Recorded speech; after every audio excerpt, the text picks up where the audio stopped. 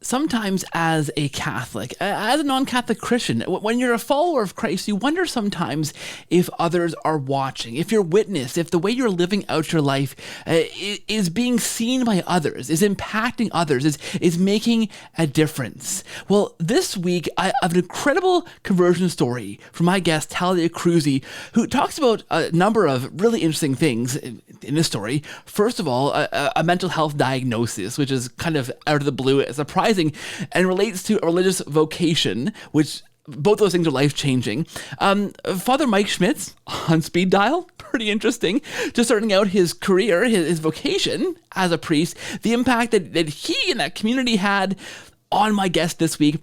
All these things wrapped up into an incredible story, really about how different people along the way at different stages, living out their Catholic faith, their Catholic lives, can really impact the journey of a person, of people, but of my guest in particular.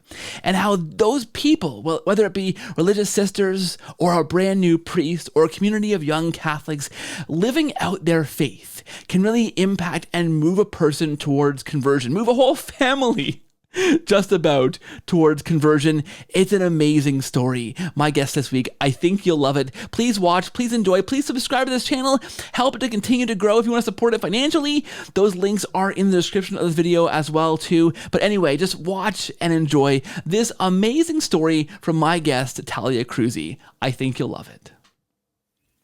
Hey friends, welcome back to the show. Thanks for watching. Thank you for listening. If you're watching on YouTube, thank you for watching. Please make sure you subscribe to this channel, hit the bell, like this video, and interact in the comments below. And hey, share this with a friend who you think might like this interview as well. Just grab the link, text it, email it, put it in their DMs. Do what you have to do to get this video far and wide, please, friends, and help to grow the channel. It's growing bit by bit. It's very exciting. So thank you for helping with that as well, guys. If you are listening on podcast, thank you for listening. If you could make sure on Apple Podcasts or on Spotify to leave a rating or review, that helps to push the podcast out to more people, and again grows the listenership for episodes like this one, which is going to be an absolute awesome episode, I am sure. I am joined by Talia Kruze. She is a convert to the Catholic faith. She converted in 2006 as a sophomore in college, and was shortly after that diagnosed with bipolar disorder. Very interesting story. We'll hear in a little bit. While she was discerning religious life in 2010. Sounds awesome. She's now a wife, mom to 5 kids, primary homemaker, and an emotional regulation coach, where she helps other Catholic women overcome overwhelm and anxiety through the same emotional regulation skills that she learned during her time in the convent. That's going to be an awesome interview. I love, we talked a bit about this before too, Talia, behind the scenes, kind of connecting. Sounds like an awesome story. I'm stoked to hear it. So welcome to the show. Thanks for being here, and hello. Well, hello, and thank you so much for having me here. I'm really excited. Anytime I get to share my conversion story and just share how God's grace is very much at work. It's just so exciting because, right, it is his work. It's his work. Yeah. And it's, you look back and you just, I don't know about for you, but as a convert, you look back and you just go, oh, thank God. You know what I mean? Like, just what a miracle. What a miracle. Thank you so much. So, so I was baptized a Methodist actually as a baby. Thankfully, my mom was pretty bent on having her babies baptized, which was good for me. I'm one of 7 girls. And and so and that was such a gift because in 2nd grade, we started going to our evangelical church, which was in the big city of Rochester, Minnesota. So I grew up on a farm outside of Rochester, but, we did everything in our small hometown of 2,000 people. So, Rochester was big for us, even though it was only 100,000 people. But, we did everything in our small hometown Chatfield. And so we went to school there. My mom worked at the care center. My dad farmed, and it was the typical small town, everyone knows you. You don't go to the gas station or grocery store or anywhere without at least people knowing, who you are, which has its pros and cons. And so I was baptized in the Methodist church in my hometown of Chatfield. And then, like I said, in second grade, we switched. I'm sure it was some type of, a new pastor came in. We probably didn't like it. And we had family members going to this big happening evangelical church up in Rochester, like, hey, come and check this out. And so we went there all throughout the rest of my childhood. So we did that. And so I remember, the structure was, you had early service, and then you had Sunday school for everyone, adults and children. Yes.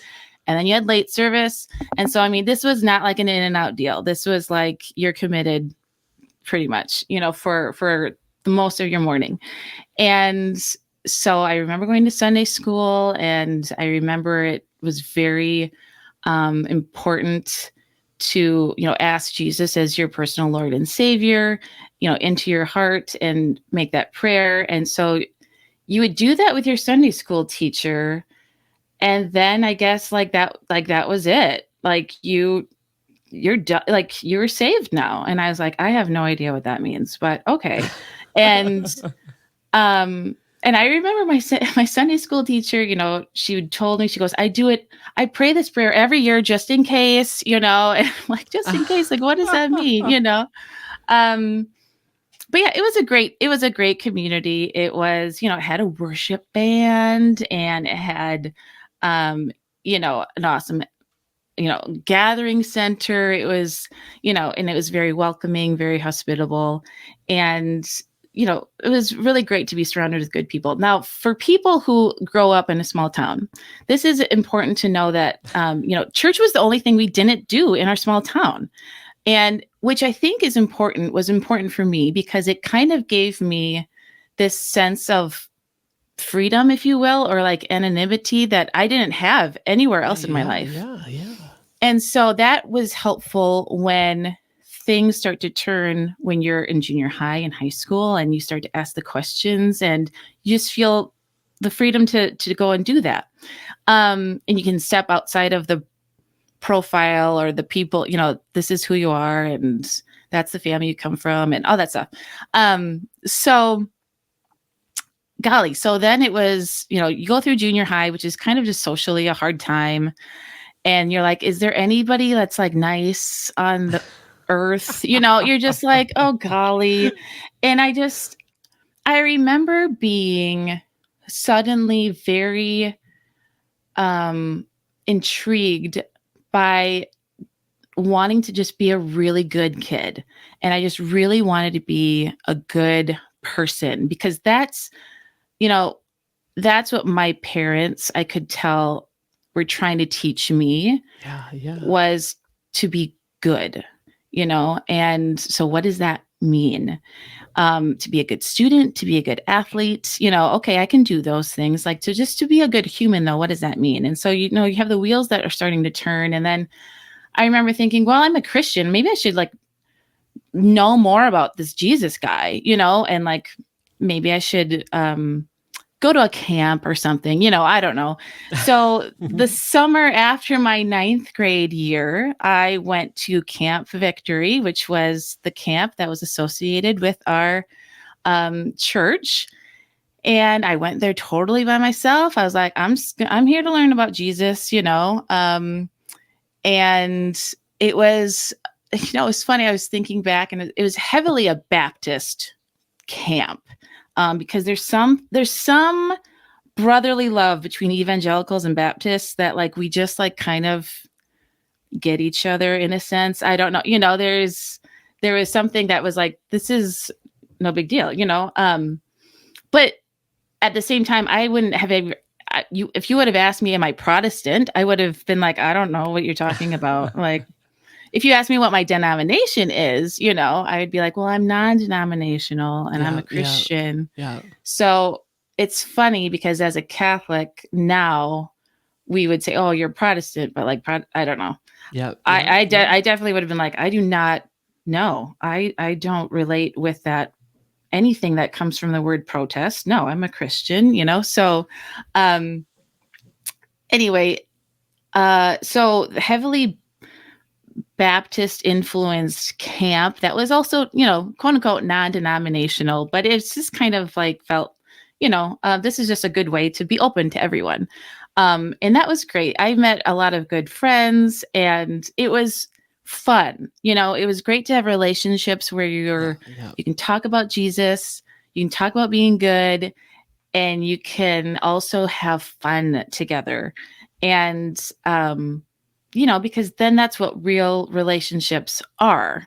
You're not just meeting at Bible study. You're not just meeting at youth group, but, I made friends that we hung out then a lot because there was actually a couple people from my small town that I was like, oh, you go here. So then, that was fun.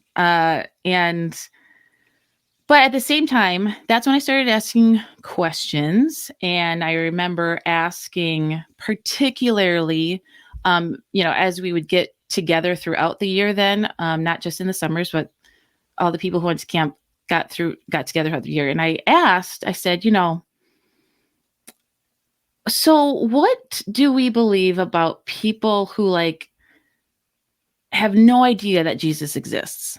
Like people in the Middle East or people who have just I have no idea who Jesus is. Like even theoretically, somebody on an island has never heard of Jesus. Like, do we believe they go to hell? Yeah. And that was my thing. And the guy, the teacher, minister, Bible leader, whoever it was, he said, well, yeah, that's why we have missionaries, And I remember being like, ooh, that doesn't really make sense to me. Or I just thought God would have been bigger than that, well, that's no fair for them. So that was my big thing. That kind of was bothering me. And then also in high school, I had an older sister who was attending Notre Dame, and she had converted to Catholicism. And I thought, oh, really? That's weird. Oh, that's too bad, And so, and she graduated my 9th grade year. Okay. So then she did her master's and she became a youth minister, actually. And so she was working as a Catholic youth minister when I was a senior in high school, must have been. Yeah. And she was working for the Diocese of Duluth, Minnesota. And she, being the older sister that she was, she said, hey, so I'm 6 out of 7 and she is 4th out of the 7. So anyway, she would tell us the younger 3 what to do a lot. And okay. It's basically that sounds right. What happened. So she goes, oh, hey, why don't you guys come to this camp I'm having that we're hosting this summer? And mind you, now I'm a senior and I know everything. I'm cool. I do not need to go to some Bible camp in the summer. No thanks. And she goes, and so, but for some reason we were all going because she said we were going to go. And and so this was the 3rd week after June. I had just graduated. We just went to London for our Shakespeare class trip. So I'm all cultured now. And then I think I got my wisdom teeth out right after that. And then this camp started on Monday and I'm like, I don't want to go. I'm past this. I went to camp. And and it ended up being do they have discipleship weeks anymore? D week. Net Ministries was doing a camp that they did for high school students. Anyway, so she goes, no, you can come meet my priest that I work with. He's really dynamic and he's really charismatic. You'll love him. He's great. And you'll get to meet all my other friends that, are just really, really good. And, side note for her, when she moved to Duluth, she goes, I kind of had another conversion because she goes, that was my first time really actually having friends who were really serious about growing in their faith, so then, she goes I didn't even know you were supposed to go to mass every single Sunday, Yeah. I'm pretty sure that's what she said. Or I didn't know it was, a huge deal. Or, it was a mortal matter. And so, So don't quote me on that, but I'm pretty sure she would say that. She won't listen to this. Well, yeah, who knows? And so she had all of us come to this camp, meet all of her friends, and it was really interesting because they were different than my other friends. Like this it wasn't like, oh, here's Jesus and here's all these other topics. It was very much like, no, Jesus is in every topic. Wow. And yeah. I think, there was something different. And, growing up, you always knew that, like, okay, it doesn't matter what denomination we are, but the Catholics are different. Like, the Catholics are different. And, I even remember growing up, the Catholics all got out of school early on Wednesday to go to their religion classes. And I'm pretty sure, I don't even think we had meat on our lunches on Friday. You know what I mean? Like at least during Lent or something. Anyway, and it's not like it was a super Catholic area. But anyway, I just knew that they were like for real. They were very serious about some things. I didn't know why, but their churches were bigger and prettier and they had a lot more rules. And that's all I knew, kind of thing.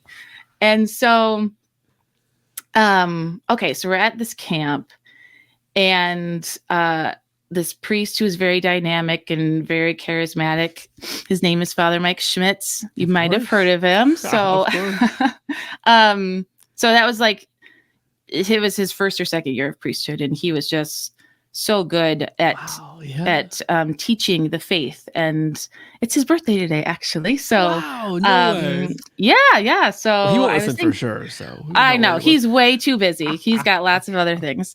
He's like recording podcasts and stuff, something about a Bible or something. But anyway, he was able to just explain things, and he just had a gift for working with the youth. And so I stood there, pouting kind of on my chair, being like, I don't want to be here. And just listened, though, listened to things. And I guess, obviously I had to ask my question, well, what do you think about people who, have no idea about Jesus, have never heard of him? Is he going to hell? Are they going to hell? And, the answer that like, well, we have no idea where anyone is going. I mean, in the sense that we can't say exactly where people are going. Yeah. And I was like, whoa, what? That was, I had never heard that before, it was very much like, no, we know who is going to heaven and who's going to hell. So that was interesting. And then there was this thing called the Catechism that my sister had, and she had, let me borrow it for the week. And I was like, well, this is what I've been looking for in all of the times I've ever gone to church, because I would ask these questions throughout high schools. There were other questions that you're like, is there something I can, like, what do we believe about this? And it would just kind of change from pastor to pastor, and kind of, which was not very freeing. And it was just like, there's a load on you. Then like, you have to figure it out and you kind of have to choose which one. And it's really hard to believe in objective truth if there really isn't necessarily any, and so that was interesting. So, oh my goodness, this catechism thing, I was like, well, holy cow, that's helpful, and just reading, just opening it up, you read the first 3 paragraphs and you're like, yes. Well, this is nice to hear, it's just how everyone, just this universal desire. And you're just like, this makes so much sense. Yeah. This like pulls at my heart, and then, I mean, this was a packed week where I learned about the sacraments. I'd never known about the sacraments. I learned that Mass was like the same everywhere you go in the world. I was like, what? So you don't have programs, like you don't have a program, you just go in and everyone knows what to do. That I remember that floored me. Like, I was like, oh, okay. That also is really just the universality of the church and how it's like all over. And, it's so interesting that like you graduate high school and you don't even know that just on a social level that the Catholic Church is the same everywhere. Yeah.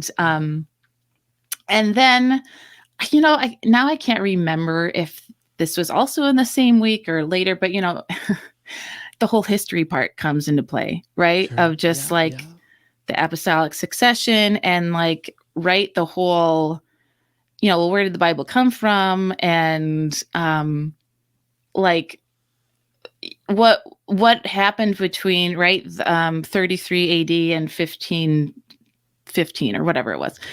And it's like, just putting it in historical context. And that was a total switch for me in my brain of like, this is actual, like it's not just in my belief world. It's also part of like our real world.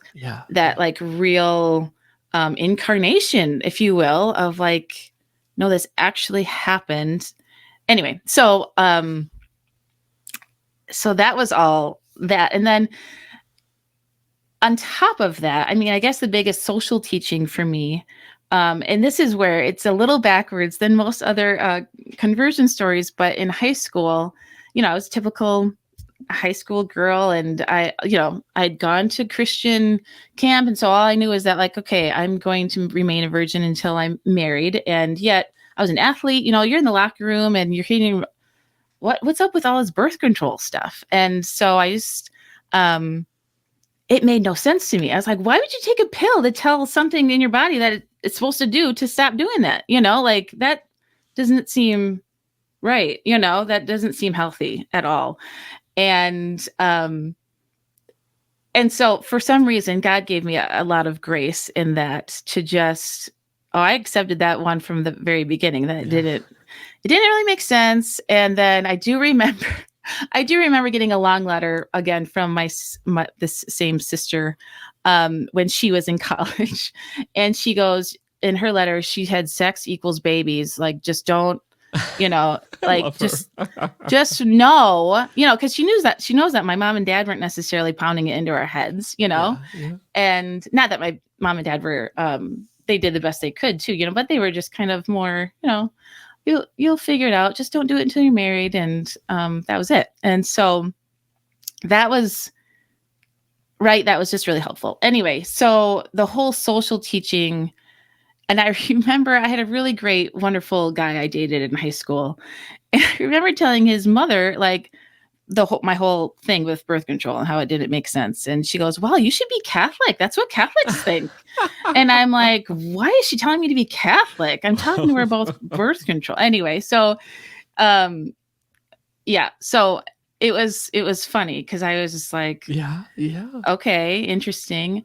But so then when I heard about like, those social teachings on that level, again, that was really interesting. Like, the church has something to say about this and that and the other thing, not just like, just believe and repent and you're good to go, So it just reached all of a sudden this deeper ache that you had, that you're like at that point in time, in that point in my life, you're starting to kind of numb out because you're like, I'm going to go to college and we're going to have fun and it's going to be the best. So anyway, so then I go to college and it was the worst and it was awful. I looked forward to college and I went to the University of Miami in Florida. Okay. I went from Chatfield, Minnesota, population 2,000 to Miami because that's where this guy that I was dating, who I really liked, went. We were both going to go to Notre Dame and then that didn't happen. So then I was like, well, I have no idea where I want to go now. And he goes, well, I kind of want to go to Miami. And I was like, okay, great, let's go.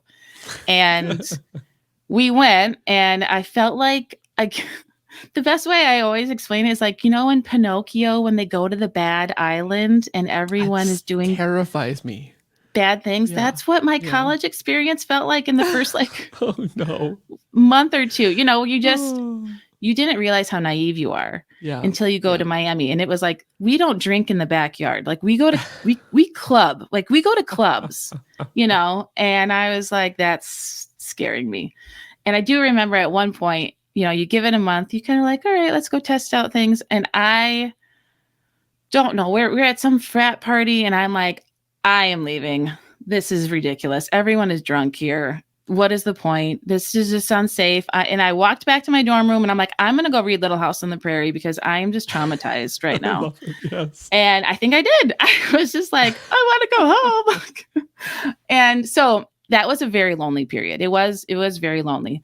I ended up, my boyfriend at the time, we broke up. And at the same time, reminding here that I had just gone to this camp, like between I graduated and right before I went to Miami for college. I went to this camp and I learned all about this Catholic Church thing. Yeah. And that was sticking. And so there was a Catholic church right across the street from my dorm. You could see it from my dorm room. And so I started going to mass there because I knew I would become Catholic. I just didn't have the urgency quite yet. I was like, I'm going through a lot right now. I can't do this, quite yet. I didn't see the urgency because I hadn't really, the Eucharist had been explained to me, but I was like, I don't get it. I'm like, that seems weird.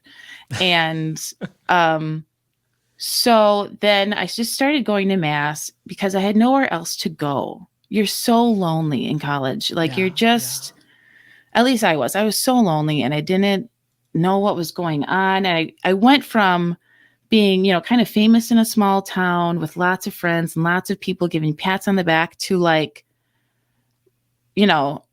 completely anonymous in a huge city. People are making fun of you because you're not doing what they're doing. And you have a picture of Jesus in your room. Like why, they don't understand why you would ever wait until you're married to have sex. Why would you do that?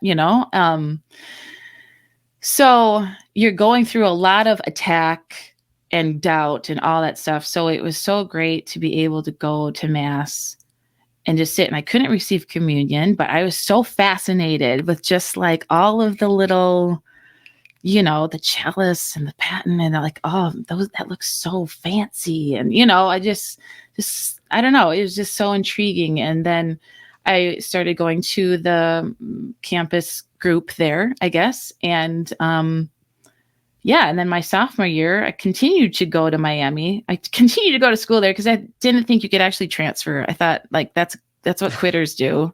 I can't quit and I'm from the Midwest and, you just don't do that. You just continue on. And then I realized that, I'm pretty sad here. Like, again, so after my sophomore year, I became Catholic that year. And it was a good experience. I mean, RCA was not what I thought it was going to be. This is not what I had at the camp. Like Father Mike says it a lot different than you, and I remember having him on speed dial. I literally had him on speed dial after every single class. I'd be like, is this true? Is that what they really think? Because we started to get into like, I don't know if it was really, there were some things like, women in the priesthood and things like that I just like, that doesn't seem like that would jive. I don't know about this church very much, but I'm just, I don't think so. I don't know. I don't have the answer why, but anyway. So then the summer after my sophomore year, I had become Catholic, received the Eucharist. It was so great. It was awesome. And then I realized I was really sad and I went back. My sister still lived in Duluth and I was so happy there. And so then, I was like, why don't I just go live here? And so I did. I transferred from Miami up to Duluth and finished my education there, and attended the Newman Center there. And again, it was really great to be able to foster good friendships and good relationships and continue just to learn and be involved in that. So then, the next step as far as being Catholic and being in college, you're all like, okay, so who am I going to marry or who am I going to, all of a sudden you have that vocation thing, like, oh my goodness, what's my vocation? And, looking back, you don't realize how like, you just do what's in front of you, but it's just not clear when you're in college. And all of a sudden you just don't know what to do. So I really liked this guy, and then he went to the seminary, and then you're like, oh, that sucks. Like, that is not a problem Protestants have. But anyway, he's a priest now, and that's really awesome. So then, you start to go, well, I should think about religious life, or I feel like I should start to think about religious life. You feel like all of a sudden you have this obligation. Yeah. But then there was also this like kind of desire for that. And these sisters from the religious sisters of Mercy of Alma, Michigan, came to visit. And I was very interested in just their apostolate and how they lived their life. And my sister, again, there was a gal from Duluth who had joined their order. And so I kind of, I knew about them, and then I learned about them. And I had also looked into the Nashville Dominicans. They were, so this is when it was called the Focus Conference. I think now it's Seek Conference, or Seek, just Seek. But right when the Focus Conference was starting up, so back early 2000s, I had gone, saw actual religious life in the flesh, and was like, oh, I want to know about these people. Was really attracted to the Nashville Dominicans, went to a couple of retreats there, but at the time I was on antidepressants, and they were like, well, that's just a hard no then. And I was like, whoa, really? And they're like, yeah, we just can't accept people who are on antidepressants, because we just don't have the resources to give to you that of, what you would need. So then I was like, oh, okay. And so now I was looking into the Religious Sisters of Mercy. I went and visited them out in Michigan, and really felt strongly attracted, and felt like very at home there. So and I was pre-med at that time, and for those of the for those who don't know about the order, they have a lot of doctors. They work at a professional level. So they have doctors and lawyers and professors and things like that. And so that was, very attractive to me, that I could go and be a sister and be a doctor at the same time. Like, wow, that's neat. So I went, I said, I think I'm called here, except that I have, I'm on antidepressants. Is that a problem? And she goes, well, no, because we're doctors, And so I was like, oh, okay. And so they did accept me, but, for everyone who goes to, seminary or these certain orders, you have to take a psychological evaluation, which is like a 2-day thing. It's not like answer this and send the email in. You know what I mean? Yeah. Like, you have to fly there. You have to go there for 2 days in person, do all these, weird questions, and draw a house, and, all these things. And then they evaluate you. So at the end of this evaluation, and I can't remember if it was right then, or I think it was probably later, but the doctor, the psychiatrist, the sister who had diagnosed me, she goes, I'm pretty sure you have bipolar, and I was like, oh. And at the same time, I was like, well, that makes sense, because I had come, the last 4 or 5 years had been terrible, and it ran in my family. So it wasn't like I was completely surprised. But I also was like, well, so what? It's fine, and let's get on with life, and let's avoid that. Let's just pretend that never happened. And she goes, no, that's a big thing. And so she goes, so then I remember the postulant mistress calling me, and she goes, so we think you should do a pre-postulant year. And I was like, okay, what does that mean? She goes, so you're going to do an extra year before you enter postulancy, and you're going to go to Germany to do that. You're going to go to our convent in Germany, because they had one in Germany, and they had a few international convents. And I was like, oh, okay. And she goes, and you're going to come here for a month before you go to Germany. You're going to go to therapy every day, and we'll, get that all figured out. So, anyway, you just come August 1st and we'll see you then, basically. Oh, yeah, wow. I just remember it was very short, and I just remember getting off the phone and being like, what? Okay. So then that's what happened. My sister and my mom drove me out there and dropped me off beginning of August, I believe. And I did a month of therapy, and I went every single day. I had gone to therapy before, when it's like once a week, and, there was really no direction or anything like that. And so my psychiatrist, this Sister Marisha is her name, and she's just so wonderful. And,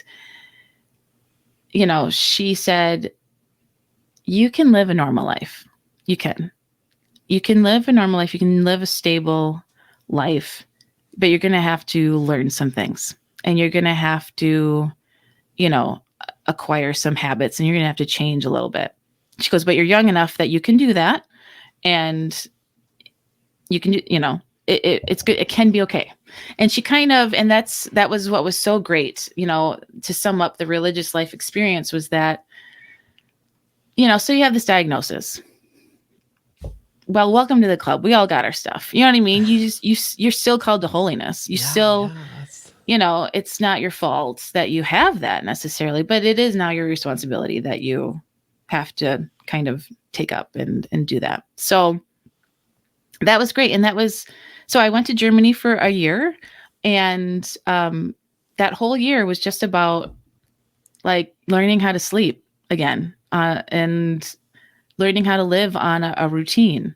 She goes, because, they said the whole thing is that you're not going to be able to enter into religious life. It's going to be too stark of a difference from what you're doing now, because I was all over the place. And so, you're just going to learn how to sleep. You're going to learn how to live a routine and live in community a little bit more. And it was great. It was great. I went with a suitcase, and I didn't have cash. I didn't have credit card. I didn't have a smartphone. I didn't have a job. I didn't have school. It was nothing. It was like, show up and be like, okay, tell me what to do. So my family was like, so this is like Sound of Music for real, like you're going to the Sound of Music. Yes. And I'm like, well, I don't know. But it kind of was like that. In a sense, it was beautiful. I lived in a rural area, rural village of Germany, and just had the year to really stabilize. Yeah. And sing. And, it was great. And so, there was a lot of healing in that. And there was a lot of healing in just being loved in the everyday. Wow. Of, and then just really, it was probably my introduction to the fact that these simple tasks are the big tasks, the cleaning and the cooking and the watering the plants and all that stuff like that. This is what life is, this is, because before that, it was always like, what's my next career thing and medical school and blah, blah, blah. And it was all about that. And so that was really good. And then I discerned out to March of 2013. It became very clear that like as much as I had been attracted to their apostolate, I was attracted to their way of life and their, this particular group. Jesus had not been asking me necessarily to be his spouse in this way, which was kind of like, ooh, hurt. Like, come on, like, yeah. But, to really be like, no, I have a designated helper for you, and, yeah. You need a helper, like, and you need to go help that person too. So then, fast forward, I got married in June of 2015, and we met on Catholic Match, because as soon as I was out of the convent, I was like, okay, well, I'm doing my discernment by process of elimination. Okay. So it wasn't that. And so now I must be called to getting married. And I had a sister who had done Catholic Match, and I was, this was before like online dating was a huge, huge thing. It was still kind of scary and weird. And and yet, so, and I thought it was like Catholic, Catholic Google, like, here's my things. Okay. Pop up. Who should I marry? Okay. And it's not like that. But it was great. In the fact that you get to go outside of your social circle and you're like, I know everyone. Like, I don't know. So that was really great. And I met and married a wonderful man. And we have 5 children, and so, and that's where we're at now. And so that's kind of, that's a little bit about where I'm at. And it's been so wonderful. And I live such a rich life. And a lot of it is being aware of all that you have been given and how it's all really just a gift.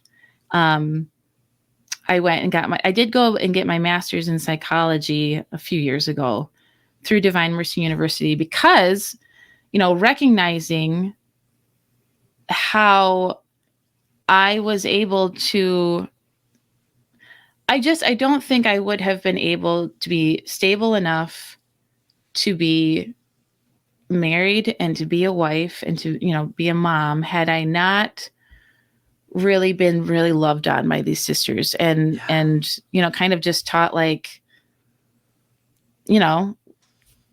this is kind of what's the quote, this is not a museum of saints, this is a hospital of sinners kind of thing, like this is a struggle and you're still called to virtue and you're still called to holiness through that. And so I saw just so many other women and moms struggling with some of these like really just basic life things that I had been struggling with. And so I started to coach very part-time. And then I went and got my master's because I'm like, I think people should have an educated, trained person as far as this goes, because good, yeah. I mean, if I want to really be the best that I can be, as far as that. And so that was great. And so I'm just really, really excited to be able to do that. And I love talking about anything, with mental health and because the way that our society treats it, it's more like, well, let's just talk about mental illness all the time. But no one really knows what is mental health, like the healthy part. What does that look like? And so anyway, that's kind of that in a nutshell. And you realize it's always, your conversion story is never done really, because you're continually growing deeper and deeper every day. And, it's interesting because now, so my sister became Catholic. I have 2 other sisters who became Catholic. I was going to ask, my parents are now Catholic. Oh, wow. So it makes going to Christmas Mass a lot easier that you're not like, hey, so we need to go to Mass. So we're out, like, we'll be back. And everybody's like, what, why? And, so that's made it easier. But, it was hard at the beginning, especially when your parents were kind of questioning things. But my dad's like, well, it's not like you don't believe in Jesus or something, I said, he goes, not that big of a deal. I said, oh, okay, that's good. So, but it's been beautiful. It's been really good. That's amazing. I was gonna ask for other sisters if they became Catholic, and then your parents. That's amazing. What does your first sister feel like? Did she just kind of brag like, oh, look what I've done? Well, no, I don't think so. I'm sure she's not. I think she's grateful that she has other sisters to go along with her on the journey. Especially now that we're all married and have tons of little kids, and it's just like, it's hard. It's a good season, but it's it's been fun to just be on that journey with her. And I think, so I think she's just grateful to have have companions. Well, it's So amazing. Yeah, it's amazing. It's amazing ripple effect what one kind of can mm-hmm. experience can, and I mean that's kind of cool that happened at a Catholic university. Obviously, she encountered things there that really got Yeah. the ball rolling for her, and really, I think that ripple effect is really cool. Right? Just to think about, Mm-hmm. my wife and I, both converts ourselves, recently had just a completely kind of random friend of ours Mm-hmm. discern the Catholic faith and become Catholic. And it was like kind of for us out of left field. And we're like, wow, you have no idea the ripple effects that Mm-hmm. these things have. And one conversion begins to cause other people to kind of ask questions or look around and kind of go, what do they do? What do they Yeah. know that we don't know? Right. And begin to Mm-hmm. look into that. And then, yeah, it's amazing that God knows the fruits of that and has that plan and vision, but you have no idea how it unfolds like that. And it's Mm-hmm. amazing to kind of look back. You mentioned this before at the beginning, I think, of the conversation, to look back and be like, wow, look how this happened. Mm-hmm. We had no idea this could possibly happen like this. Right. And And I think in your story, hope too for people who are like, oh gosh, like never. Like I can think of lots of people who've been on this show, people who have written into me, to this show, whose spouse or whose friends or whose parents, whose family, they're like, oh, they'll never become Catholic, and it's so hard to be part of this kind of relationship, mm-hmm. to kind of really just hope and pray for them and try to kind of Mm-hmm. evangelize where you can and hope that you're Mm-hmm. being a good Catholic, and that might rub off, but seeing no fruits, that's tough sometimes, right? So to hear stories like this Mm-hmm. where so many members of your family have become Mm-hmm. Catholic, it's like, wow, yes, so this does happen, guys. Look, see, this Yeah. is Yeah. possible. I think that's And awesome.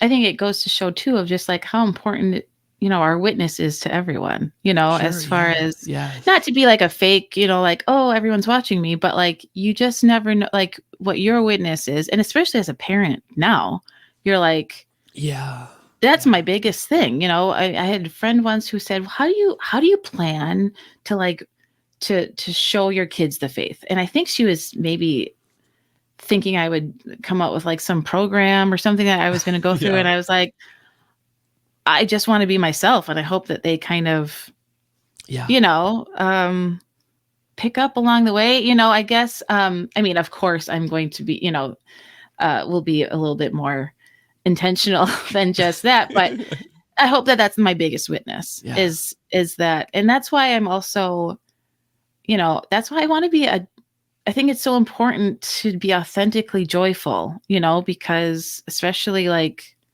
I don't know, different pockets of society with motherhood, they're like, oh, you have so many kids, you must be going crazy, or, yes, and yeah, it yeah, is hard, but at the same time, you don't want to be that witness that is like, yeah, this yeah, is what big families are like, yeah, sucks to be us, no, like this is great, and how to be real, at the same yes, time, yes, you can be humorous and funny, but um just that's where I'm going through like almost right now is just like how anti large family our culture is, yes, and they just yeah. don't understand like even when you live in a very Catholic area, like why would you just keep having all these children, and you're just like, well, it's not really any of your business to Yeah, begin yeah. with, I First of mean, all, yeah.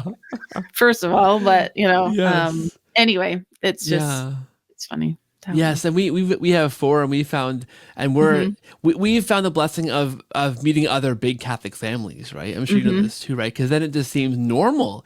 It's kind of Mhm. normalized for at least your kids and Mhm. your kids' friends. When everyone has these bigger, larger families, it's like, yeah, Mhm. what's what we do. Like that's Mhm. normal. Oh, like so Johnny only has like one sibling. That's kind of weird. Mhm. Like Mhm. everybody else that I know has three or four or five, right? It becomes Yeah. a kind of normal thing. I think is interesting to Mhm. kind of normalize that when you Mhm. look around at everybody else also has kind of big families, right? Yeah. That's not always possible to do, right? But Right. we have recently moved to a new area here, which is a whole other story. Okay. But that has been for us a real blessing to meet other Mhm. and live and raise our families, the other large Catholic families who Mhm. this is the vibe. Like we're all a little Yeah. bit on the border of chaos all the time, right? Because Yeah. that's just how it is. Like, and Yeah. that's the reality. And we're all in that kind of same boat, Hmm. which is awesome. Right. And what, and then you just, what a blessing it really is, because it's that you don't have to go far to find other people and friends Yeah. who Yeah. want that. And right, it's not possible for them, or it's very difficult. And, that's a whole suffering that Yes. is, Yes. Yes. um, you know, God has, plans of making them holy through that, and yet, so that's been interesting too, of just like, it's interesting to be like, oh, I have 5 children. They're such a blessing at the same, it's a lot. And yet really they are, what a gift, because I didn't do, like, what did I do to deserve Yeah. this when I have a perfectly awesome good friend who equally deserves that? Yeah. And so um it just makes you think of gratitude a little differently, Yeah. I guess. And Yeah. Yeah. so yeah, but yeah, it's definitely fun. It's so fun, especially like just when you can meet other families. And especially when you grow up, you don't grow up in a Catholic family. You grow up in a good family and stuff, but like Advent, like, well, I don't know, we never did Advent, or like all these things that you're like, this is new to me. I don't know. Yeah. Yes. And so it's really fun to see the witness and then just like learning from each other, Yeah. Yeah. um and yet also still discerning. It's easy to get caught up with all of the external things, and yet, doing things that don't disturb your peace. Like, you're going to get through even if you don't have a Jesse tree. It's going to be okay. Yes.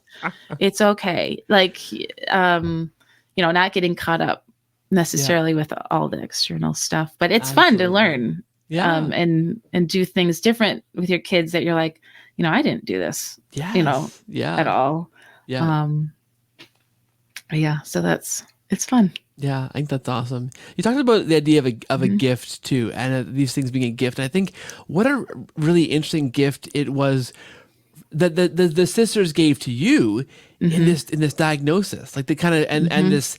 and this year of really helping you to adjust and kind of Mhm. like grow into that. I think that's really, I wouldn't have ever imagined that a gift of religious life would be a diagnosis of a mental of this, and then Mhm. that space to heal and grow. Like, that's not what you think of when you think of discerning religious life, that you'll Right. go there and be diagnosed with bipolar disorder. Like, that's kind Yeah. of that's not really the plan I think that most people would have in mind when they begin to discern Mm-mm. religious life, right? But what a gift that is. And I think cool too how you take that gift and then you want to carry that forward in the work that you do in mental health. Like, that's Mhm. a cool example of of taking a thing that could be a suffering thing and could be a burden and a cross to bear, Mhm. and using that to help others, like, Mhm. bear a cross or figure things out, that's really cool. I Yeah, love that kind of connection.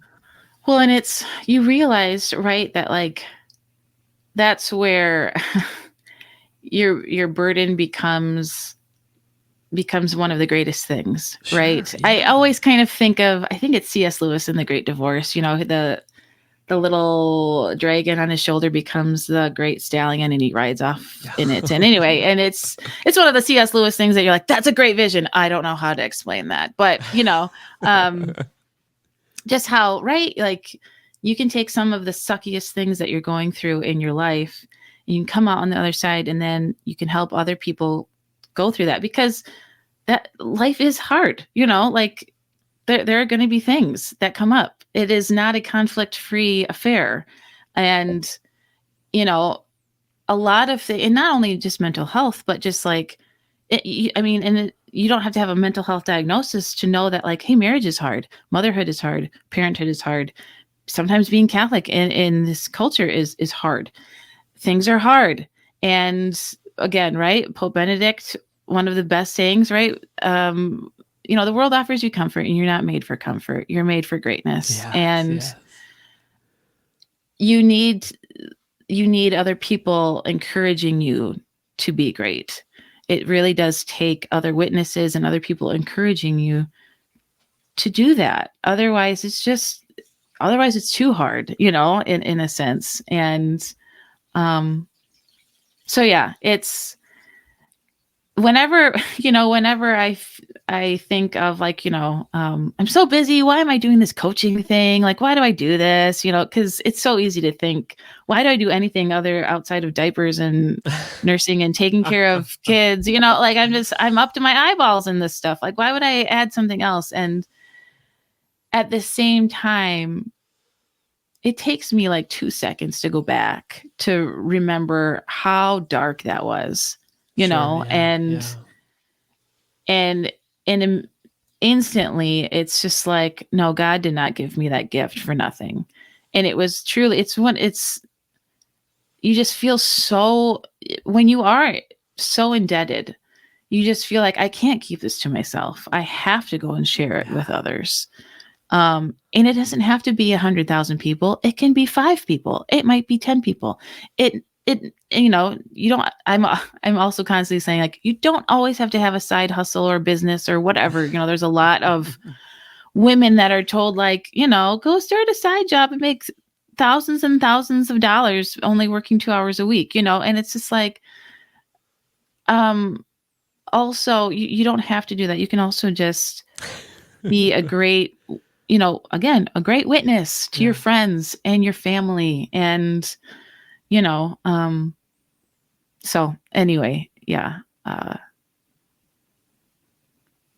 just kind of being reminded that everything is a gift and we're meant to enjoy it and also give it away. So, but yeah, I think that's awesome. The last thing I want to ask you as we close off, I guess, is, I mean, the idea that I'm thinking the role of like of mental health in the Catholic Church. I'm thinking of the first order, the Dominicans, right? Who I can understand the perspective in turning you away, saying we can't deal with this. That makes sense. When I was talking to my wife earlier about this idea, and she was, well, who would ever? Why would it be a problem for anybody? And I thought, well, but I can see how there would be a situation where someone might say, you know what, we can't handle this in a seminary or in religious life here. Something I can see that being a possibility. Why someone would say no, and then in your story you encountered that, and then the next order kind of says, okay, yeah, we can work with this, and that's a gift to you. I'm wondering, like, this in the large scheme of things, there's lots of places where somebody approaches the church, whether it's in confession or just wanting to talk to a priest or about something or deal with something. There's so many places where the church says, like, no, we can't deal with this. Like, this is not what we do. This is something else. This is the other thing. And I can see good places where the church says, actually, yeah, we can help with this. Let's deal with this, right?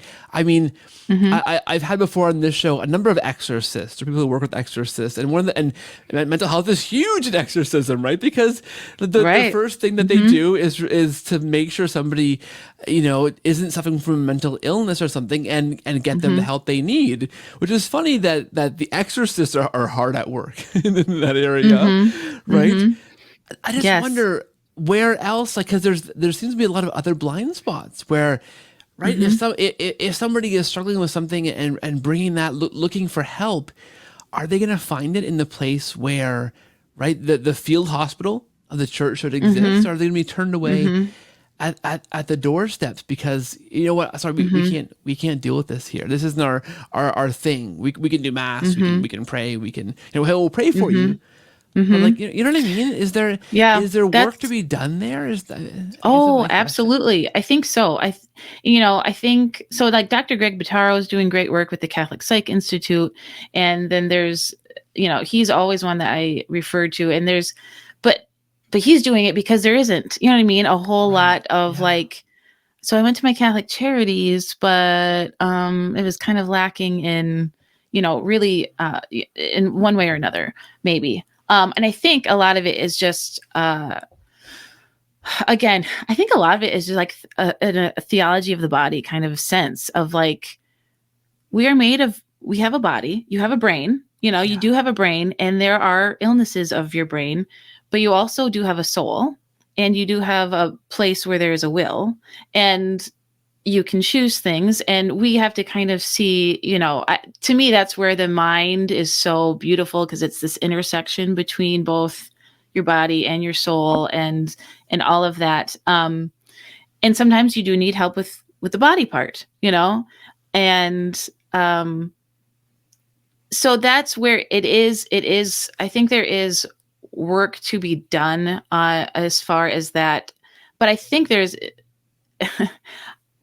a lot just for people to go to confession. You know what I mean? Like, to realize that what a huge thing that is, because mental health is not just in a therapy clinic.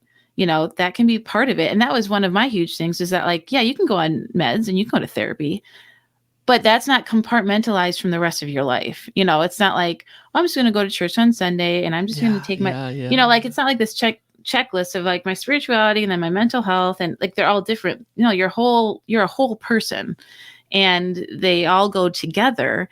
And I think so I would say the holistic part, that's where it's hard to find people who, I think there's plenty of people to check off the different compartments. Finding people that are going to look at it from a whole view is hard. But that's why also, like, Divine Mercy University, it used to be the Institute for Psychological Sciences, and they do great work too. I mean, that they're out.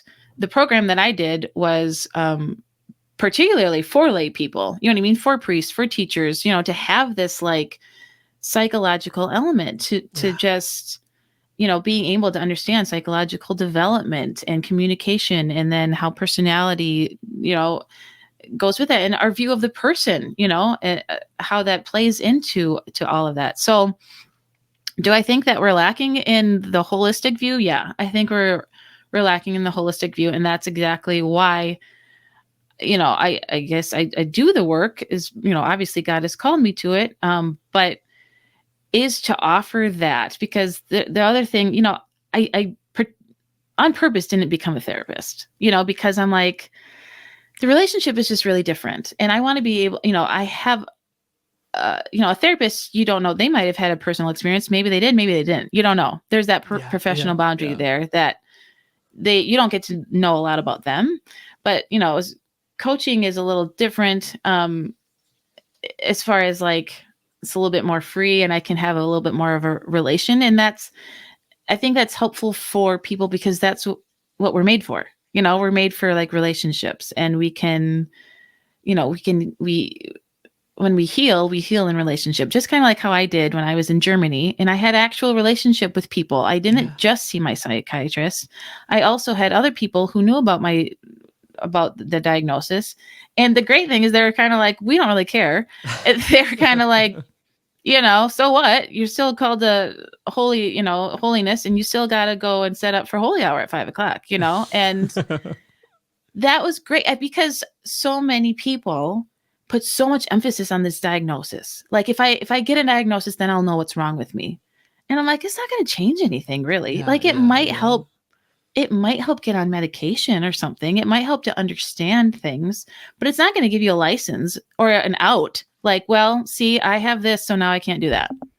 Like, that's not going to serve you well, and that is one of the things that, our culture kind of breeds this victim mentality. And I'm not trying to gaslight people. I mean, it is really a difficult thing. But what if we didn't allow that? What if, okay, I mean, if I had said, well, I have bipolar, so I can't get married, I mean, the divorce rate is super high. And I mean, that was the whole thing. When I was diagnosed with bipolar, I could not find one person who had like gone on to live a normal, stable life. Everyone was like, here's a book of all the crazy things I did before I was diagnosed. And I'm like, yeah, that's not helpful to me. It's great drama, but like, that's not what I'm looking for, I guess. And, again, I just wish I would have had somebody I could have been like, okay, there's hope. There's one person. And I guess that's what I hope to be to That's others, awesome. is like, okay, there's one person, she's dealt with it and it's been okay. It's That's okay. awesome. So yeah, to answer your question, yeah, there's always room to grow. But that's why we have to answer the call, and even in little ways. So yeah, that's yeah. fantastic. That's fantastic. Listen, this has been an awesome conversation. I appreciate it. Behind the scenes, this kind of fell onto my plate, really, right? I had a guest that canceled, and I kind of put it out there, like, "Hey, anybody want to fill the spot?" And whenever that happens, and it's quite rare. I mean, it's happened maybe 2 or 3 times in 5 years of podcasting, but every time it happens, somebody wonderful just kind of slips in that spot. It's always kind of me sitting back and the Holy Spirit playing the schedule. So I think that always happens. And so thank you for filling that spot, Talia. It's been awesome. I can definitely see why this was filled the way it was. God had some plans in mind here. So I'll put links to some things in the show notes, but where do you want to point people towards to follow you and see your stuff? Where should they go? Yeah, sure. They can go to mentalhealthforholiness.com is where you can find, I have courses and I have coaching services there. You can find me that's my handle on Instagram, but I'm less and less on social media, especially during Advent. It's just so noisy. So, if you go to my website, it's probably the best way to get a hold of me, and you can find my contact information there and email me. Yeah, so that's where you can find me. Awesome. That sounds great. And I'll put links to those things in the show notes. Talia, thanks so much for being here this week. I want to say God bless you. God bless the work you're doing for the church. And thank you so much. This has been awesome. Well, thank you. Thank you for this podcast and for just spreading all the great joy and hope, and hopefully have many more conversion stories to come. We try. Thank you so much. Thank you.